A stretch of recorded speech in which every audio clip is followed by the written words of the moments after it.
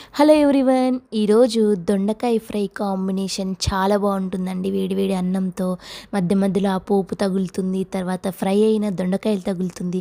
ఈ కాంబినేషన్ మీలో ఎంతమందికి ఇష్టమో నాకు కమెంట్ చేయండి. పెనంలో 2 స్పూన్స్ ఆయిల్ వేసుకొని కొంచెం తాలింపు గింజలు, కరివేపాకు, మనం కట్ చేసి పెట్టుకున్న దొండకాయలు వేసుకొని అవి మంచిగా ఫ్రై అవ్వాలండి. అవి గోల్డెన్ ఫ్రై అవ్వాలి, అప్పుడే టేస్ట్ చాలా బాగుంటుంది. తర్వాత 1 స్పూన్ అల్లం వెల్లుల్లి పేస్ట్ వేసుకోండి. ఈ కాంబినేషన్ రైస్తో అద్రిపోతుందండి. ఒక్కసారి నా స్టైల్లో ఇలా ట్రై చేయండి మీరు. తర్వాత నాకు కమెంట్ చేయండి. 1 స్పూన్ పసుపు వేసుకోవాలి, 2 స్పూన్ కారం వేసుకోవాలి.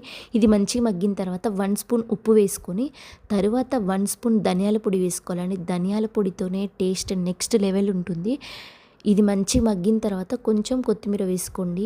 చూసారా దొండకాయలు ఎంత మంచిగా ఫ్రై అయ్యాయో. ఇలానే ఫ్రై చేస్తేనే రైస్లోకి చాలా బాగుంటుందండి.